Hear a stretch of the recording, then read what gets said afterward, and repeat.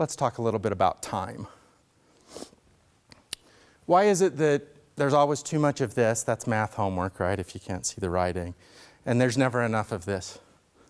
It's kind of this age-old dilemma for all busy people, and I will tell you, at the end of the day, all university students are busy people. Why do we manage time? This is a calendar, personal calendar from Wernher von Braun, if anybody knows who Wernher von Braun is. Also known as the father of American rocketry. He's very heavily involved in and started us off on our path to be able to run the Apollo missions to the moon. This is his calendar from 1969. At the end of it, the better we do at managing what we need to get done, the more time we have to do the stuff that we want to do. That's basically, in a nutshell, what we're going to talk about. We manage our time to free up more of it for the fun stuff. We manage our time to be intentional. So we should always know what it is that we're going to need to do, and we should always know what we've already done.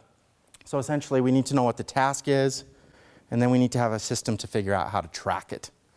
So that's what we're going to talk about. Based on studies, successful university students may spend as many as 3 hours outside of class for every single hour that they spend in class studying.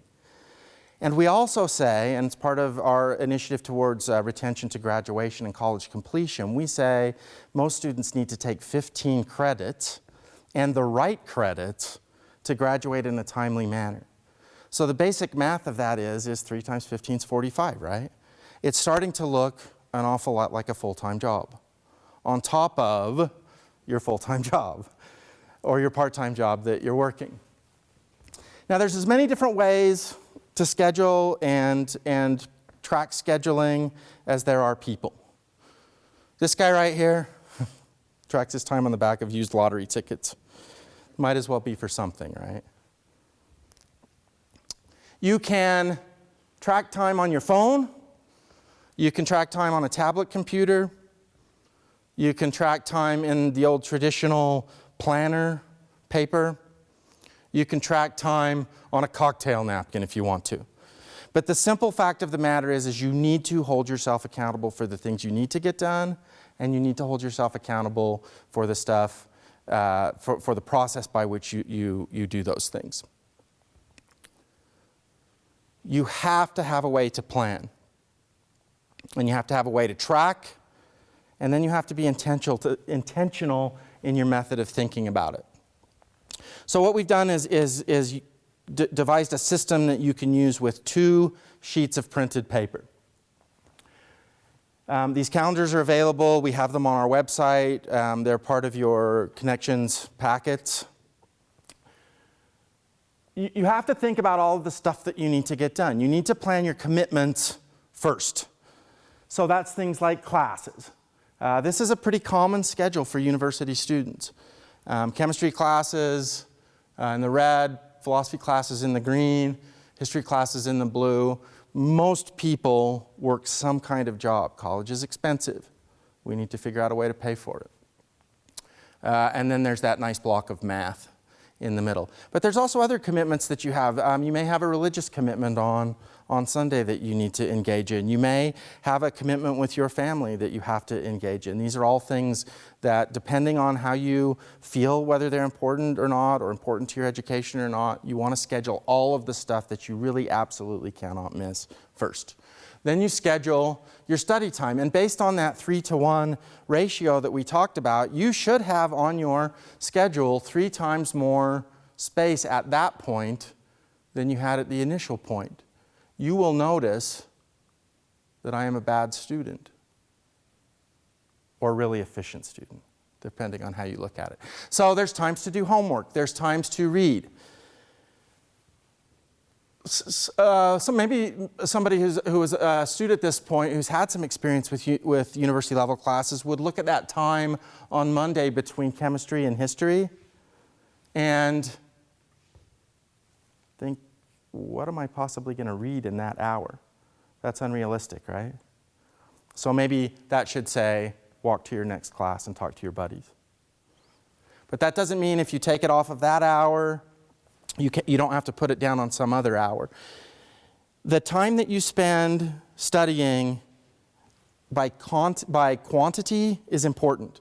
And start with that 3-to-1 ratio. Where you do the time is not so important. So it's like a big bank account. You take time. If somebody comes to you and says, hey, do you want to meet for lunch?